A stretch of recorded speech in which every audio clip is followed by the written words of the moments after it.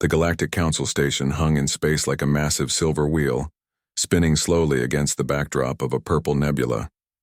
Inside the main chamber, Ambassador Vecthar stood tall on his platform.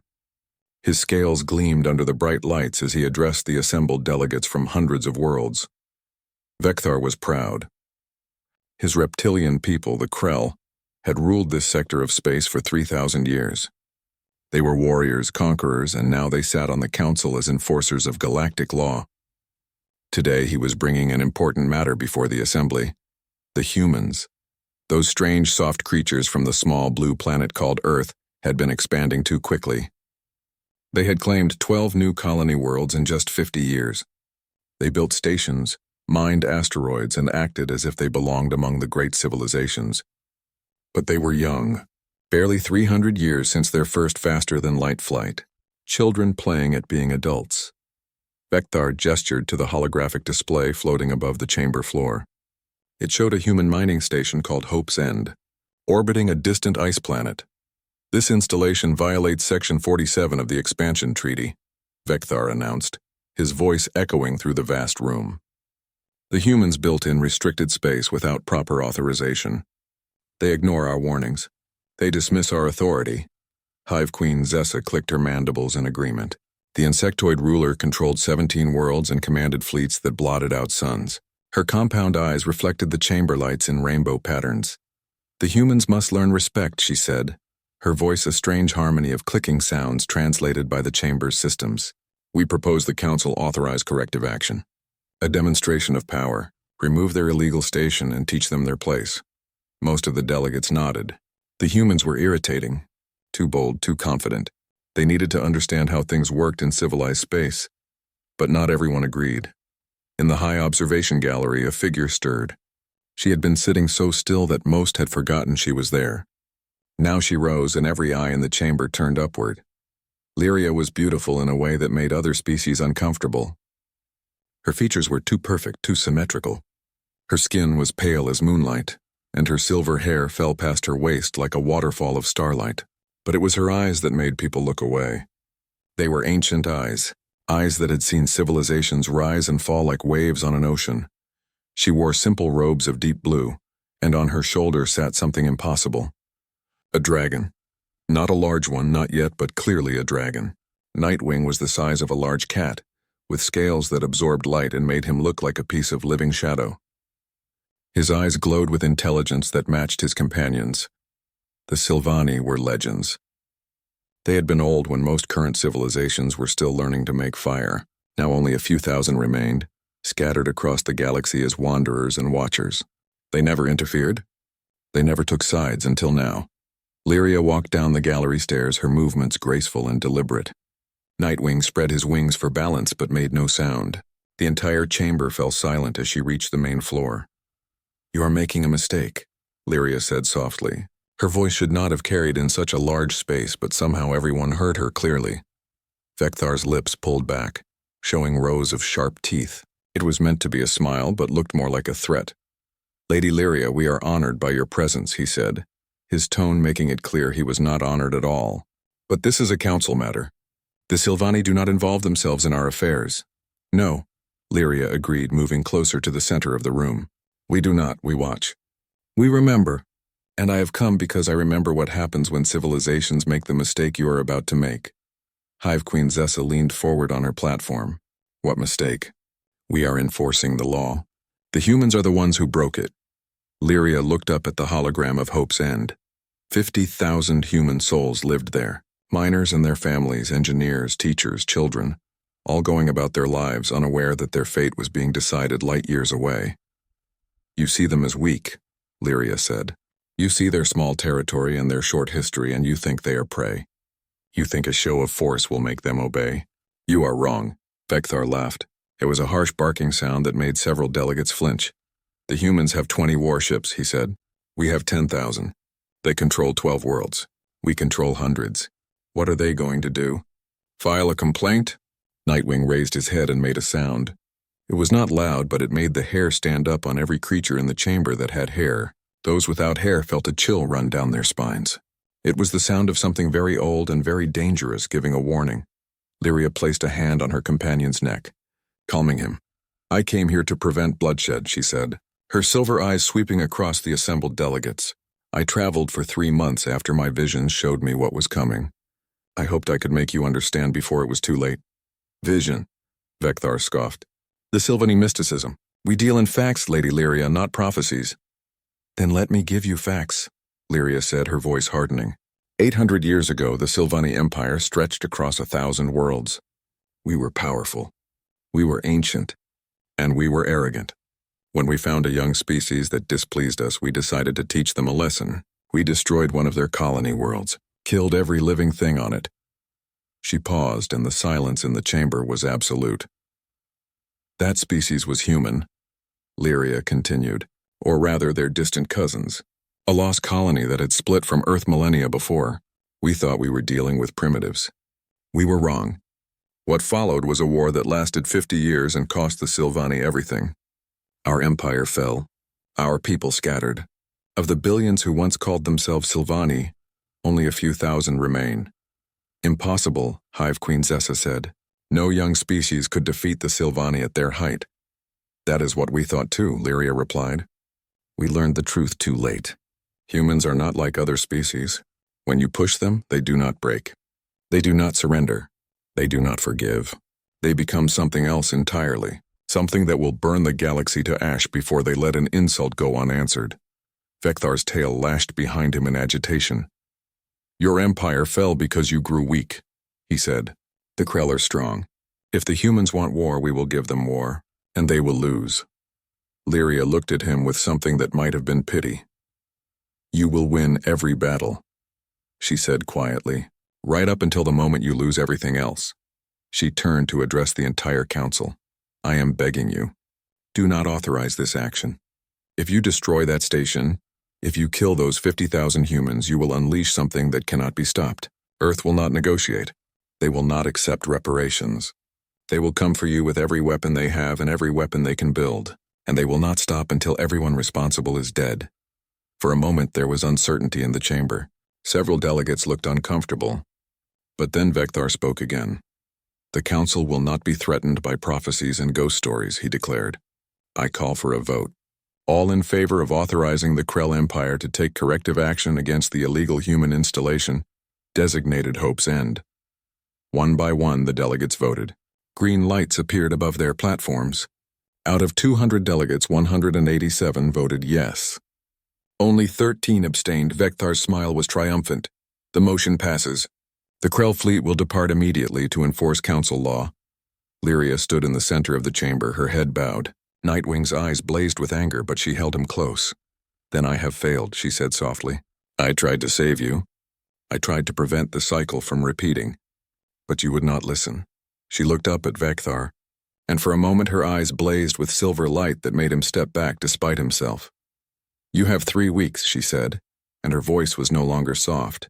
It was cold and hard as steel. 3 weeks before Earth responds, I suggest you use that time to make peace with whatever gods you believe in. Because after that there will be no mercy, no forgiveness, no second chances. She walked toward the exit, Nightwing spreading his wings on her shoulder. As she reached the door, she turned back one final time. When the humans come, she said, remember this moment. Remember that you were warned. Remember that you chose this path. The doors closed behind her with a sound like a tomb sealing shut. In the chamber, the delegates began to laugh nervously. Talk returned to normal business. Plans were made for the Krell fleet's departure. None of them noticed the 3 delegates who had abstained quietly leaving the chamber. None of them saw the worried glances exchanged by those who knew their history, and none of them understood that they had just made a decision that would reshape the galaxy forever. Far away, on a small blue planet called Earth, 50 billion humans went about their daily lives. They worked.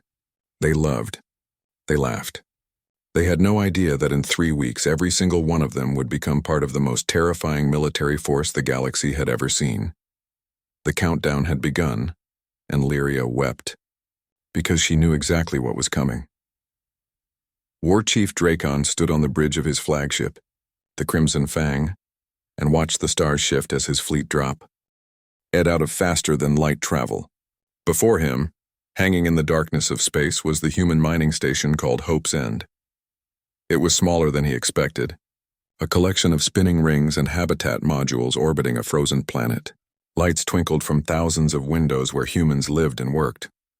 Supply ships moved between the station and the surface carrying ore and equipment. Dracon had commanded fleets for 40 years. He had conquered 6 systems for the Krell Empire. He had burned rebellious colonies and crushed pirate strongholds. This would be easy work. How many warships? He asked his tactical officer. 3, Warchief. 2 destroyers and 1 frigate. They are moving to intercept us, Dracon laughed. He had brought 20 warships. 20 of the finest vessels in the Krell fleet. The humans were either brave or stupid to challenge him. Open a channel to the human vessels, he ordered. The view screen flickered to life, showing a human woman in a dark blue uniform. She had short brown hair and tired eyes. The name on her uniform read, Captain Amy Morrison. "This is Captain Morrison of the human defense ship Retribution," she said, her voice steady despite the odds facing her. "You are in violation of human territory. Turn back now or we will be forced to defend ourselves." Dracon smiled, showing all of his teeth. "I am Warchief Dracon of the Krell Empire, acting under the authority of the Galactic Council. Your station is in violation of expansion law. You will evacuate immediately or we will remove it by force." Morrison's expression did not change. "This station is home to 50,000 civilians. We need at least 3 days to evacuate everyone safely. I am formally requesting humanitarian consideration under galactic law." "You have 6 hours," Dracon said. "After that we will begin our bombardment. Dracon out." He cut the transmission and turned to his fleet commander. "Prepare all weapons. If those human ships do not withdraw in 6 hours, destroy them first. Then we will deal with the station." On the bridge of the Retribution, Captain Morrison turned to her second officer, Lieutenant Kate Sullivan. The younger woman's hands were shaking slightly as she gripped her console. "Get me Earth Command," Morrison said quietly, "and start getting every civilian transport ready to launch. We are not going to be able to evacuate everyone, but we will save as many as we can." Kate nodded and began sending out urgent messages. Within minutes, alarms were blaring across Hope's End. 50,000 people suddenly realized that their home was about to become a battlefield. Morrison watched the Krell fleet on her tactical display. 20 warships, each one twice the size of her vessel. She had 3 ships and a handful of defense platforms. The math was simple and brutal. "Captain," her communications officer called out. "Earth Command is responding. They say reinforcements are on the way but will take 4 days to arrive." 4 days. They had 6 hours. Morrison closed her eyes for a moment, then opened them with grim determination. "Send a message to the other ships. We are going to buy as much time as we can. Every minute we hold them off is another transport full of civilians getting away." Far away on the neutral moon where she had taken refuge, Lyria sat in meditation with Nightwing coiled around her. Her eyes were closed, but she was not sleeping. She was watching Hope's End through the mystical connection that all Sylvany shared with the fabric of space itself.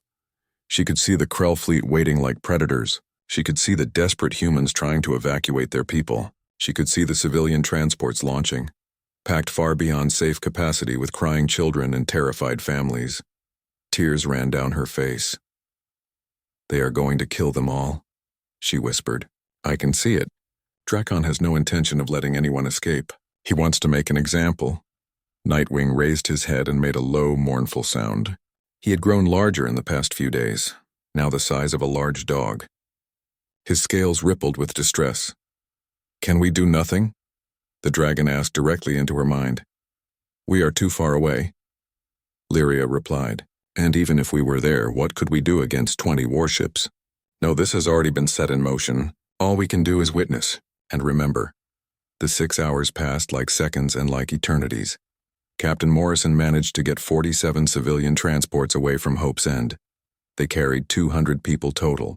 200 out of 50,000. The transports jumped to faster than light speed just as Dracon's deadline expired. "Human vessels." Dracon's voice boomed across the communication channels. "You have failed to evacuate. Your time is up. Withdraw now or be destroyed." Morrison looked at her crew. Kate Sullivan met her eyes. The weapons officer, a man named Carl Peters, nodded grimly. The engineer Dana Roberts gave a thumbs up from her station.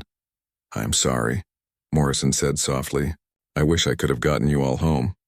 "We knew what we signed up for, Captain," Kate replied. Let us make them pay for every second. Morrison turned to face the view screen.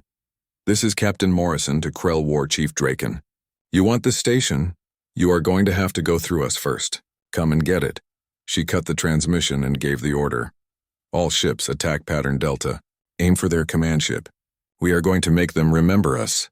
The 3 human ships accelerated toward the Krell fleet. It was suicide and everyone knew it. But they were buying time. Every minute the Krell spent fighting them was another minute the transports got farther away. The battle lasted 11 minutes.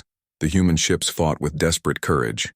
The Retribution managed to damage 2 Krell cruisers before a plasma torpedo tore through her main reactor. Captain Morrison had just enough time to send one final transmission before her ship exploded in a ball of white fire. Hope's End is gone. They killed everyone. Morrison out. With the human defenders destroyed, Dracon turned his attention to the station itself. The remaining civilians had barricaded themselves in the central habitat modules. They sent message after message begging for mercy, begging for their lives, begging for their children. Dracon ignored them all. Target the reactor core, he ordered. I want this station reduced to atoms. Leave no trace. His weapons officer hesitated. War Chief, there are still civilians aboard. Thousands of them, children. Dracon's tail lashed in anger. The Council authorized this action. We are removing an illegal installation. If the humans were too slow to evacuate, that is their problem. Fire. The Krell fleet opened fire. Plasma cannons and particle beams tore into Hope's End. The station's shields lasted less than a minute. Then the weapons struck home. Hull plating vaporized. Modules exploded. Atmosphere vented into space, carrying screaming humans with it. But Dracon was not satisfied with just destroying the station. He wanted to send a message. His ships moved into closer range and began targeting individual modules. Anywhere the sensors detected life signs became a target. The massacre lasted 2 hours. When it was over, Hope's End was gone. Nothing remained but a cloud of debris and frozen bodies tumbling through space. 50,000 humans dead. 50,000 souls snuffed out because they were in the wrong place when the Galactic Council decided to make an example. Dracon recorded a message to send back to the Council. This is War Chief Dracon. The illegal human installation has been removed. We encountered minor resistance but suffered no significant casualties. The humans have been taught their lesson. Dracon out, he was pleased with himself. This would look good in his service record. Perhaps the Council would give him a medal. On the neutral moon, Lyria screamed. The psychic backlash of 50,000 deaths hit her like a physical blow.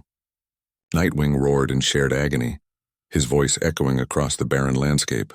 They felt every death, every terrified child, every parent trying to shield their family, every person who died knowing that no help was coming. When the pain finally faded, Lyria opened her eyes. They were no longer silver. They glowed with a terrible white light. It is done, she whispered. The cycle begins again. Nightwing had grown. The death and anguish had fed something primal in him. He was now the size of a horse, his scales darker than the void between stars. His eyes burned like red stars. What happens now, he asked. Lyria stood up, her body shaking with the aftershocks of what she had witnessed. Now we wait, and we watch. Because in 3 weeks, maybe less, the humans will respond. And when they do, this galaxy will learn why the Sylvani Empire fell, why civilizations that anger humanity do not survive. She looked up at the stars. Dracon thinks he won. The Council thinks they have put the humans in their place. They are all fools. What they have done is awaken something that should have been left sleeping. They have given humanity a reason to show the galaxy what they truly are. And what are they? Nightwing asked. Monsters, Lyria replied softly. Beautiful, terrible monsters that will burn everything to protect their own. The Krell killed 50,000 humans today. Before this is over, billions of Krell will pay the price. And the Council that authorized this will wish they had listened to my warning. Back at the Galactic Council station, Ambassador Vecthar received Dracon's report with satisfaction. He immediately called for a celebration. The human problem had been solved. Order had been restored. In the council chamber, drinks were poured and toasts were made. Only a few delegates looked worried. Only a few remembered Lyria's warning. 3 weeks, she had said. 3 weeks before Earth responds. Most of them dismissed it as the ravings of a mystical has-been. The Sylvani were extinct for all practical purposes. What did they know about modern warfare? But in the empty observation gallery where Lyria had sat, a single silver scale from Nightwing lay on the floor. It glowed faintly in the dim light. A countdown, a promise, a prophecy about to come true, and in human space, on Earth and her 12 colony worlds, 50 billion humans received the news of Hope's End. They saw the recordings. They heard Morrison's final transmission. They watched the footage of the massacre that some brave soul had managed to transmit before dying. The response was not rage. It was not grief. It was something colder, something more frightening: silence. Complete and total silence. The humans went quiet, and in that quiet something terrible was being born. The first week after Hope's End, human space became a void. Every human ship in neutral territory returned home. Every trade vessel, every diplomatic courier, every explorer. They all turned around and headed back toward Earth and her colonies without explanation or warning. The borders of human space sealed shut like a closing fist. Ambassador Vecthar noticed it 3 days after the Hope's End operation. He had sent a delegation to Earth to discuss reparations and future compliance with Council law.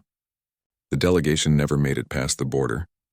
Their ship was turned away by automated defense platforms that simply repeated the same message over and over. Human space is closed. Turn back immediately. This is your only warning.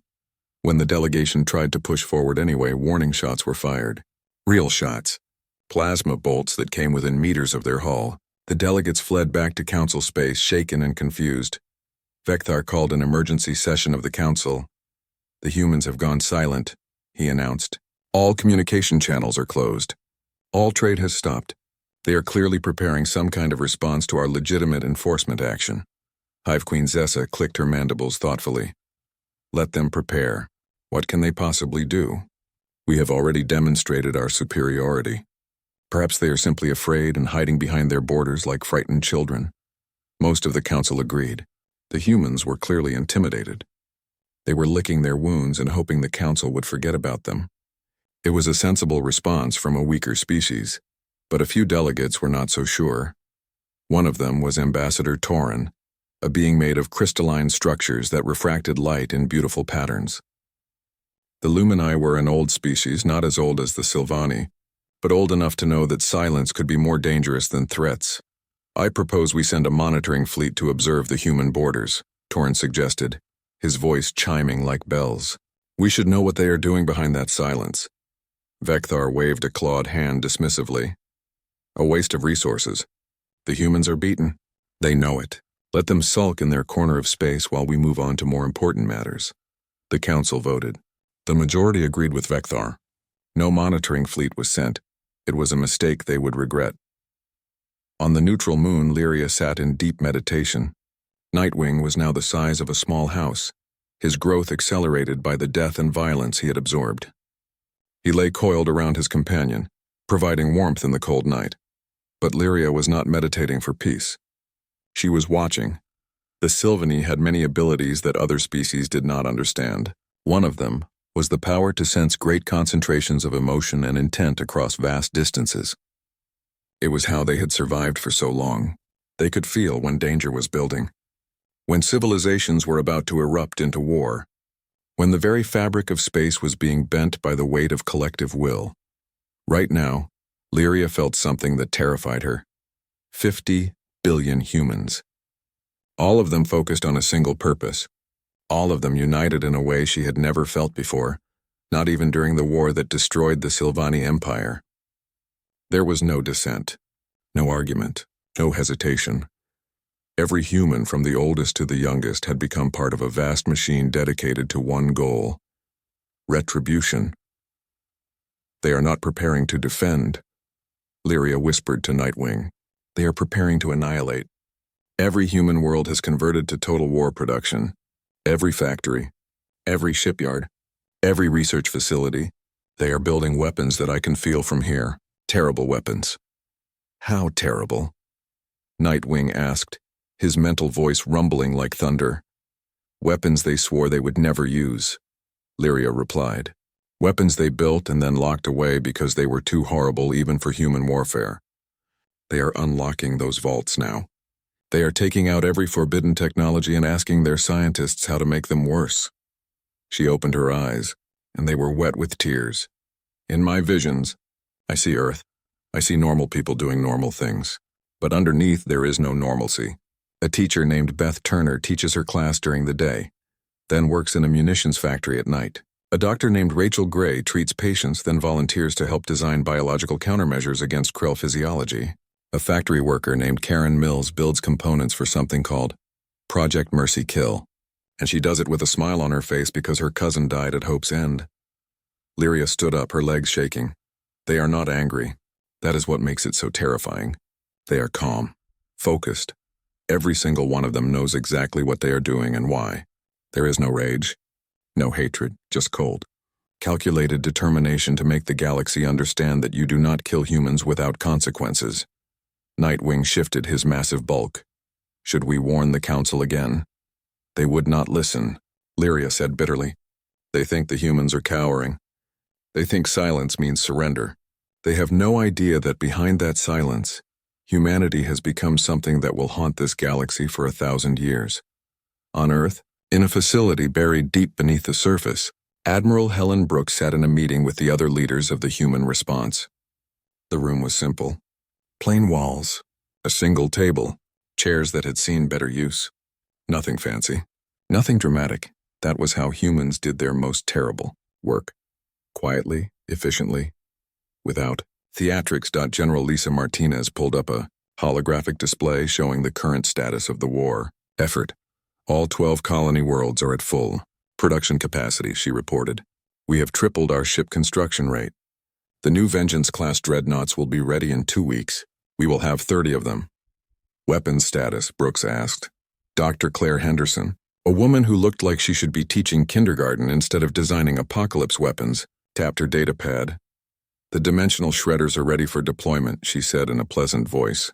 They will tear holes in space-time that will collapse anything within 100,000 kilometers into a singularity. The antimatter cascade bombs are also complete. One bomb can sterilize a planet by creating a chain reaction in the atmosphere. She paused, looking uncomfortable for the first time. And Project Mercy Kill is ready, though I still think we should reconsider using it. What does it do again? Martinez asked. It is a nano-weapon designed specifically for krill biology, Henderson explained. Once released in their atmosphere, it will target their neural systems. Death will be quick but not painless. The nanomachines will spread through their entire population within days. It is effectively a species-specific plague. The room was silent for a moment. Brooks finally spoke. We will hold that as a last resort, but make sure it is ready. If the Krell refuse to surrender, we need to be prepared to end them permanently. Another officer, Commander Patricia Hayes, raised her hand. Admiral, we have confirmation that our infiltration teams have been in place in Krell and Council systems for years. They are ready to act on your signal. Defense grids, communication networks, military databases, all compromised, Brooks nodded. Good. When we strike, I want them blind and deaf. No warnings. No time to coordinate a defense. We hit them everywhere at once. She looked around the table at her fellow officers. They were not monsters. They were normal people, patriots, professionals. But every single one of them had lost someone at Hope's End. Friends, family, colleagues. I want everyone to understand something, Brooks said quietly. What we are about to do will change how the galaxy sees humanity forever. We will no longer be the friendly newcomers. We will be the species that other civilizations fear. Are we all comfortable with that? Every head nodded. We are protecting our children, Martinez said simply. If the price of their safety is that aliens have nightmares about humans, I can live with that. Agreed, said Henderson. Hope's End was full of children too. They did not care, so we will make them care. We will make them understand that killing humans has a cost they cannot afford to pay. Brooks stood up. Then we are decided. In 1 week, we launch the offensive. Tell every ship captain. Tell every soldier. Tell every person working in every factory and lab. We are not going to war. We are going to show the galaxy what happens when you mistake human kindness for human weakness. She paused at the door. And someone get me a line to Lady Lyria. She tried to save them. When this is over, we should make sure she knows we remember that. Back on the neutral moon, Lyria suddenly felt something. A communication request through quantum channels that only the Sylvani and a few other ancient species knew existed. She accepted it. Admiral Brooks appeared on a holographic display. The human woman looked tired but determined. "Lady Lyria," she said, "I am Admiral Helen Brooks of the Earth Defense Forces. I wanted to contact you personally to thank you for trying to prevent this tragedy. You warned the Council. They did not listen. We will not forget that you tried." Lyria felt tears running down her face again. "Please," she whispered, "please do not do this. I know you are preparing for war. I can feel it. The weight of your collective anger is like a star about to go supernova. There must be another way." Brooks was quiet for a moment. "There was another way," she finally said. "The Council could have listened to our complaints through proper channels. They could have negotiated. They could have done anything except murder 50,000 civilians, including 3,000 children. They made their choice. Now we make ours." "You will destroy yourselves," Lyria said desperately. "Even if you win, what you are about to become will haunt your species forever." "I have seen it before." "I know," Brooks replied. "You told us. Your empire fell because humans destroyed it. But we are not your empire. We are the humans. And we are very good at living with the consequences of our actions." She leaned forward. "Please stay clear of Krell space for the next 72 hours. We would hate for you to be caught in the crossfire." "You deserve better than that." The transmission ended. Lyria collapsed to her knees, sobbing. Nightwing wrapped his massive wings around her, trying to provide comfort. "It is happening again," she cried. "The cycle is repeating, and I am too weak to stop it." "Perhaps it should not be stopped," Nightwing said quietly. "Perhaps the Council needs to learn this lesson. Perhaps the galaxy needs to see what happens when civilizations commit genocide and expect no consequences." "The price will be so high," Lyria whispered. "For the Krell, yes," the dragon agreed. "But maybe that is justice. They killed 50,000. Now they will learn that every single one of those deaths will be paid back 1,000-fold." In the Galactic Council chambers, Ambassador Vecthar was celebrating. It had been 2 weeks since Hope's End, and the humans had done nothing. "No protests, no threats, no retaliation, you see," he announced to the other delegates. "The humans are beaten. They know they cannot challenge the Council. Order has been restored," Hive Queen Zessa agreed. "We should consider additional sanctions. Perhaps limit their expansion even further. They need to learn their place in the galactic hierarchy."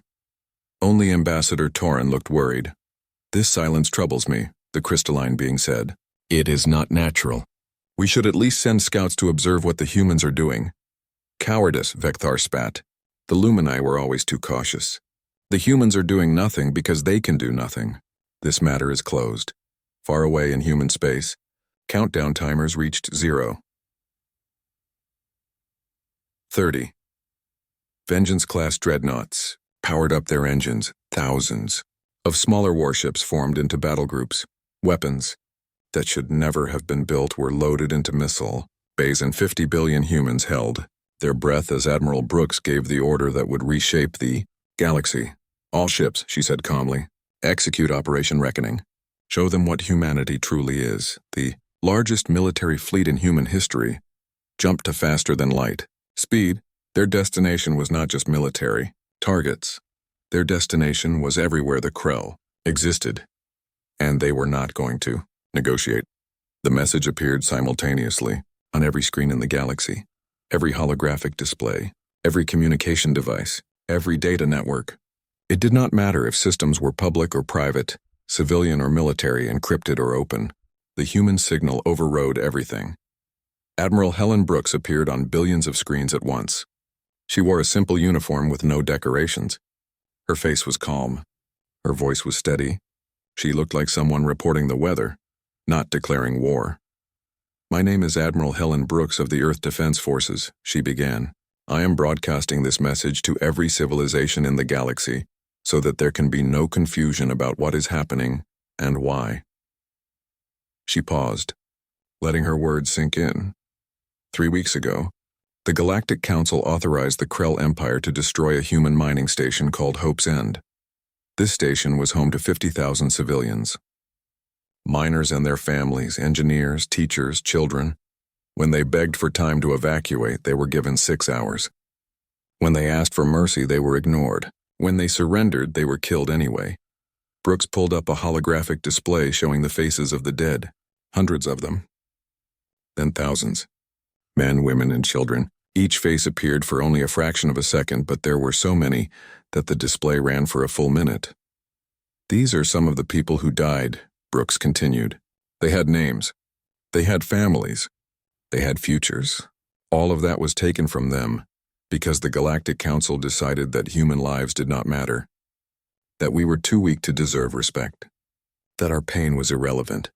Her expression did not change. No anger, no tears, just cold absolute certainty. The Council was wrong. We are not weak. We are not irrelevant, and we do not forgive genocide. She leaned forward slightly. As of this moment, Earth has declared war on the Krell Empire and every civilization that voted to authorize the Hope's End massacre. We are not interested in negotiation. We are not interested in reparations. We are interested only in justice. Brooks gestured and a new display appeared showing a list of names. Military commanders, political leaders, council delegates. Hundreds of names scrolling past. These individuals are responsible for ordering or supporting the attack on Hope's End. They are all now under sentence of death.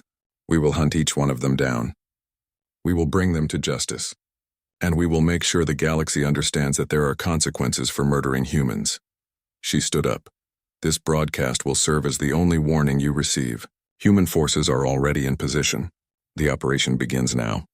To any civilization watching, this is what happens when you mistake our kindness for weakness. This is what happens when you think we are too small to matter. This is what happens when you kill our children. The screen went dark.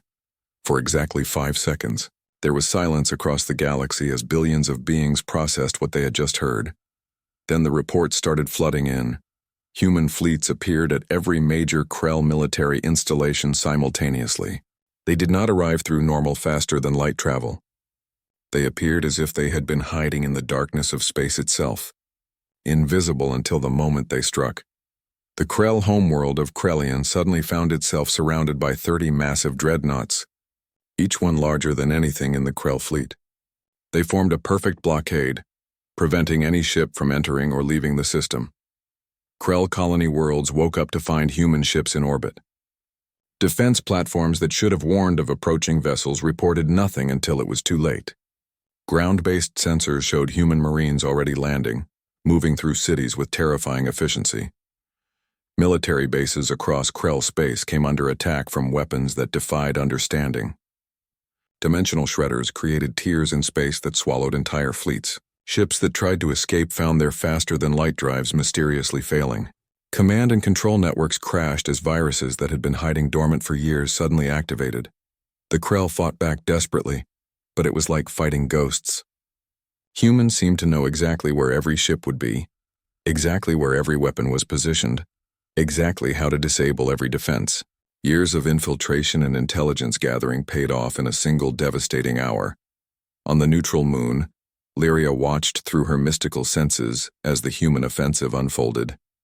Nightwing, now massive enough to blot out the moon itself if he spread his wings, coiled protectively around her. "It is worse than I thought," Lyria whispered. "They are not just attacking military targets. They are systematically dismantling everything the Krell have built. Every satellite, every communications relay, every power generation facility. They are cutting them off from each other, making them blind and helpless." "Is it not what the Krell did to Hope's End?" Nightwing asked. "Hope's End took 2 hours to destroy," Lyria replied. "The humans are taking their time. They want the Krell to feel every moment of fear that those 50,000 civilians felt. They want them to understand what it means to be helpless while death closes in around you." She watched as human forces landed on a Krell colony called Drakkar Prime. The population was 5 million. The humans did not bombard the planet from orbit. Instead, they sent soldiers. Soldiers equipped with weapons specifically designed to counter Krell advantages. The Krell were strong and had natural armor. Human weapons bypassed both. The Krell could regenerate from terrible wounds. Human nanites prevented that regeneration. The Krell were fearless warriors bred for combat. The humans were professionals who had trained for this specific mission for months. The battle was not even close. In the Galactic Council chambers, chaos reigned. Ambassador Vecthar was screaming at his communication officers, demanding to know why he could not contact the Krell homeworld. Hive Queen Zessa was receiving reports that human fleets were now heading toward her territory as well. She was on the list. She had voted yes. Ambassador Torin stood quietly in the center of the madness, his crystalline form refracting the emergency lighting into rainbow patterns. "I tried to warn you," he said softly. Nobody heard him over the chaos. Emergency sessions were called. Delegates shouted over each other. Some demanded immediate military intervention to stop the human rampage. Others argued for diplomacy. A few quietly began making plans to flee council space entirely. Then Lyria entered the chamber. She walked slowly down the central aisle, Nightwing slithering beside her. The dragon had grown so large that he had to hunch his shoulders to fit through the doorway. His eyes glowed like dying stars. Every delegate fell silent. Lyria stopped in the center of the chamber, in the exact spot where she had stood 3 weeks earlier when she warned them this would happen. "You were given 3 weeks," she said quietly. 3 weeks to make peace with your gods, to get your affairs in order, to perhaps attempt to make amends. You spent those 3 weeks celebrating your victory and planning how to punish humanity further. She turned slowly, looking at each delegate. "Now you understand. Now you see what I tried to tell you. The humans are not like other species. They do not forget. They do not forgive. And they do not stop until justice is served." Vecthar found his voice. "This is genocide. This is exactly what they accuse us of doing. How are they any better?" Lyria laughed. It was a cold, bitter sound. "They are not better. That is the point. You taught them that the galaxy respects only strength, that the council protects only those with power, that civilian lives mean nothing when politics are involved. They learned the lesson. Now they are teaching it back to you." She walked toward the viewing screen showing the carnage unfolding across Krell space. The humans are not trying to conquer the Krell. They are not trying to enslave them. They are erasing them. Every military base, every government center, every symbol of Krell power, all of it is being systematically destroyed. And when they are done with the Krell, they will move on to every other civilization that supported the Hope's End attack. Hive Queen Zessa spoke up, her voice shaking. "How do we stop them?" "You cannot," Lyria replied simply. "You could maybe negotiate. But to do that, you would need to give them what they want." "Which is what?" Torin asked. "Justice," Lyria said. "They want everyone who ordered or supported the Hope's End massacre. They want them tried and executed according to human law. They want the council to acknowledge that what was done was genocide. They want laws passed protecting developing species from this ever happening again. And they want a seat on the council with full veto power." Vecthar slammed his clawed hand on his console. "Never. We will not surrender to these primitives. We will rally the entire galaxy against them."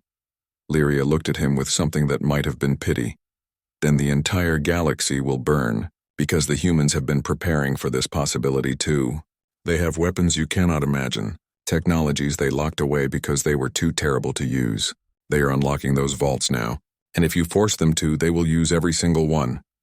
She turned to leave, but paused at the door.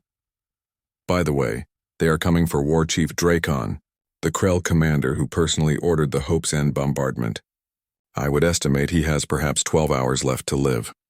War Chief Dracon was not on Krellian when the human blockade appeared. He was commanding a fortress station in the outer reaches far from the homeworld. He thought he was safe. He was wrong. A single human ship appeared near his station. Not a dreadnought. Not even a cruiser. Just a small assault vessel that should not have been able to threaten a military fortress. The ship broadcast a message. "War Chief Dracon, you are under arrest for genocide and crimes against humanity. Surrender immediately and you will receive a fair trial. Resist and we will take you by force." Dracon laughed and ordered his forces to destroy the impudent human, Fessel. 300 Krell soldiers in full battle armor charged out to meet the human boarding party. 20 human Marines came out of that ship. 15 minutes later, all 300 Krell were dead or dying. The 20 humans had not suffered a single casualty. They found Dracon cowering in his command center, trying to send a distress signal that would never be received because the humans had already destroyed every communications relay within 10 light years. The humans did not beat him. They did not torture him. They simply put him in restraints and loaded him onto their ship. 24 hours later, Dracon stood in a human courtroom on the colony world of New Terra. The trial lasted 6 hours. Evidence was presented. Witnesses testified. Dracon was allowed to defend himself. He was found guilty on all counts. The execution was broadcast across the entire galaxy. Admiral Brooks stood beside Dracon in a simple room. No ceremony, no speeches. She looked at him calmly. "You killed 50,000 civilians," she said quietly. 3,000 of them were children. You did it because you thought humans were too weak to matter. You were wrong. She nodded to the execution officer. Dracon died quickly and painlessly, which was more mercy than he had shown the people of Hope's End. Brooks looked directly into the camera. "This is justice. We did not torture him. We did not make him suffer. We simply held him accountable for his actions. There are 418 more names on our list. We will find every single one. This is not revenge. This is consequence." The broadcast ended across the galaxy. 418 individuals suddenly realized they were being hunted by an enemy that would never stop, never tire, and never show mercy. The 72 hours were only beginning, and humanity was just getting started. 10 days after the human offensive began, the Krell Empire ceased to exist. Not through conquest, not through occupation, through systematic dismantling. Every military installation was reduced to debris. Every government building was destroyed. Every symbol of Krell authority was erased from the galaxy as if it had never been. The Krell people themselves were not exterminated. That was the terrible mercy of human justice. Civilian populations were left alive, huddled in their cities, watching as everything their empire had built collapsed around them. Human forces targeted only those who had participated in military or government operations. But the empire itself was gone, shattered beyond any hope of recovery. 3 other civilizations that had voted to authorize Hope's End met similar fates. Their militaries were crippled. Their governments were forced to surrender. Leaders were arrested and tried in human courts. Some were executed. Others received life imprisonment on prison colonies that humans established specifically for war, criminals. The galaxy watched in stunned horror as humanity demonstrated exactly what they were capable of when pushed beyond their limits. In the Galactic Council chambers, Ambassador Vector sat alone in his pod.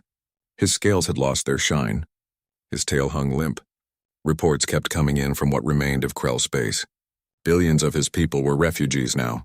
Their worlds were intact, but their civilization was broken. He had done this.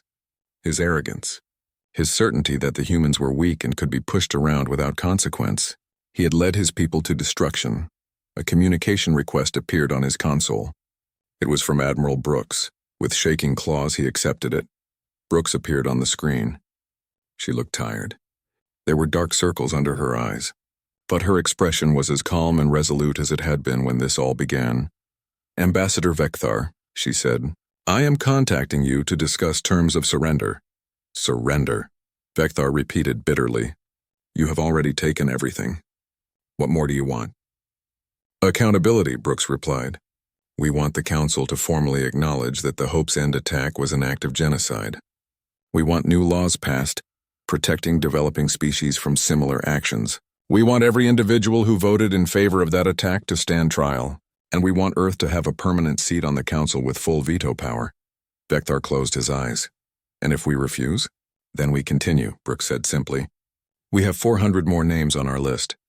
We have identified every single person who played a role in authorizing or executing the Hope's End massacre. We will hunt them all down, and if the Council continues to resist, we will start targeting the homeworlds of civilizations that harbor them." "You would commit genocide to punish genocide," Vector said. "No," Brooks corrected. "We would hold you accountable. There is a difference.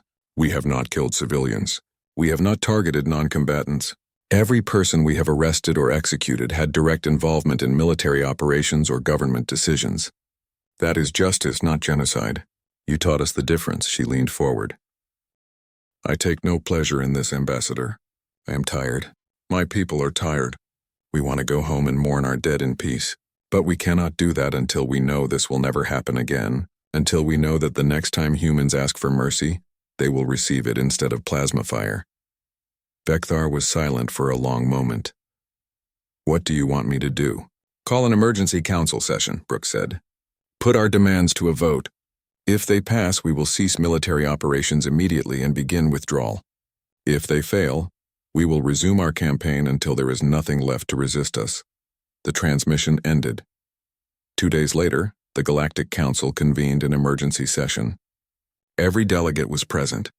Even those who had fled to their homeworlds returned when human forces made it clear that hiding was pointless. Lyria stood in the observation gallery with Nightwing beside her. The dragon had stopped growing, stabilizing at a size that could carry 10 people on his back. His eyes still glowed with the power he had absorbed, but the rage had faded. Now there was only sadness. Ambassador Torin of the Luminite took the floor. We have gathered to vote on the human demands. His voice chimed through the chamber. First, the Council must formally acknowledge that the attack on Hope's End constituted genocide under galactic law. All in favor. Green lights appeared above nearly every pod. Only a handful abstained. The vote passed overwhelmingly. Second, Torin continued, new laws must be enacted protecting developing species from military action without clear evidence of aggression. These laws will include mandatory evacuation periods and third-party mediation. All in favor. Again, green lights flooded the chamber. No one wanted to be the next example of what happened when you angered humanity. Third, all individuals who voted to authorize the Hope's End attack must stand trial in human courts. All in favor. This vote was slower. Some delegates hesitated, but one by one the lights turned green. They had no choice. Refusing would mean more war, and no one wanted that. Finally, Torin said, Earth will be granted a permanent seat on the Galactic Council, with full veto power over any military action. All in favor. The chamber was silent for a long moment. Then Vecthar stood in his pod. I vote in favor, he said, his voice hollow. The Krell Empire is broken. My civilization will take generations to recover from what we brought upon ourselves. Let humanity have their seat. Let them use their power to prevent others from making the mistakes we made. Perhaps some good can come from this disaster. One by one, the other delegates voted. The motion passed unanimously. Earth had won. After the vote, Lyria requested a private meeting with the human delegation. Admiral Brooks agreed and met her in a small conference room away from the main chamber. Brooks looked even more exhausted up close. She had commanded the largest military operation in human history, for 10 straight days without rest. But she stood straight and met Lyria's eyes without flinching. Lady Lyria, Brooks said, thank you for meeting with me. I wanted to thank you again for your warnings. You tried to prevent this. Lyria shook her head. I failed. 50,000 humans died. Billions of Krell now live in the ruins of their civilization. The galaxy will never be the same. No, Brooks agreed. It will not. But perhaps that is necessary. The old order allowed genocide to be justified by bureaucracy. The new order will not. She gestured for Lyria to sit. You said something during your first warning.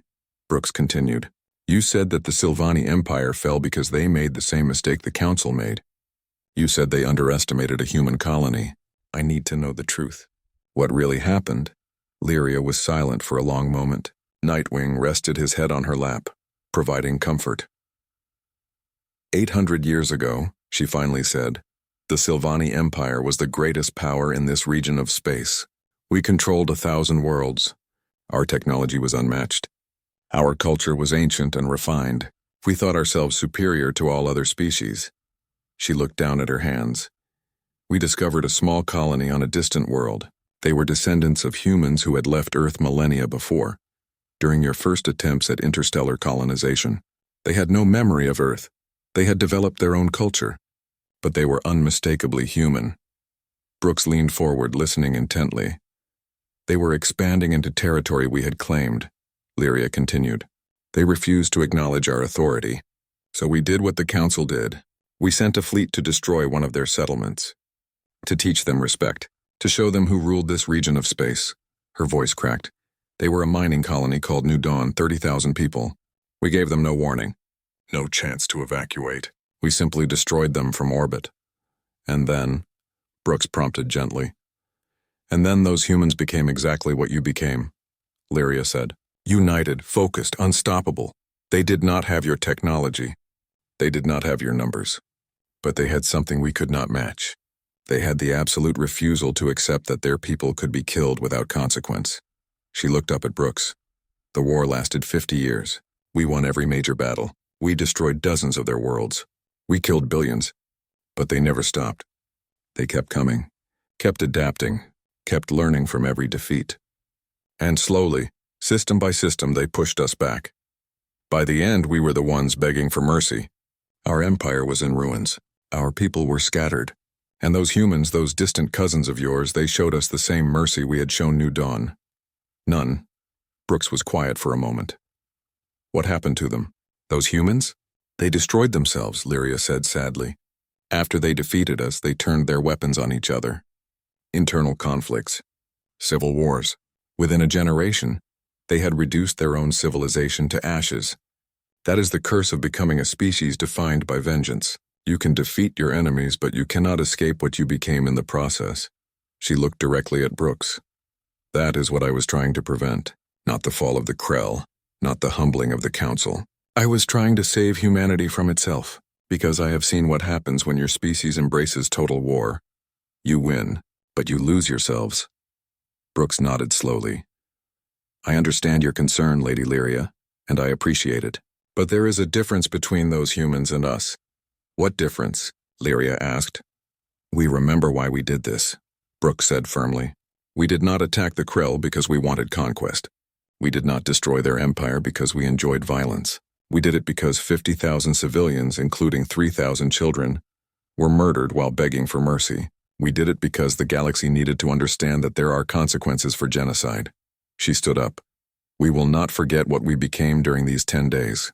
We will remember the terrible things we did, the weapons we used, the lives we took, and we will make sure our children understand the cost of what we achieved, so that if anyone ever tries to kill humans again, they will know exactly what will happen, and so that we never forget what it feels like to be on the other side of overwhelming power. Lyria felt tears on her face again. I hope you are right, Admiral. I truly do, because the alternative is too terrible to contemplate. 6 months later, Earth held its first official session as a member of the Galactic Council. The human delegation was led by Ambassador Nicole Chen, a diplomat who had spent 20 years building relationships with alien civilizations before the war. But standing guard outside the council chambers was a new human warship. The Hope's End Memorial, a dreadnought built from the wreckage of the mining station, its hull inscribed with the names of all 50,000 dead. Its captain was a survivor from one of the escape transports. Her name was Captain Amy Morrison, daughter of the captain who had died defending Hope's End. She had insisted on taking her mother's name and rank. Lyria visited the ship one day, wanting to see what humanity had created from their tragedy. Morrison met her in the observation deck. The young captain was professional but carried the weight of loss in her eyes. Lady Lyria, Morrison said, I am honored. My mother spoke of you in her final transmission. She said a silver-haired woman with a dragon had tried to warn the council. I failed, Lyria said quietly. You tried, Morrison replied. That is what matters. You stood up for people you did not know because it was the right thing to do. We will not forget that. They stood together looking out at the stars.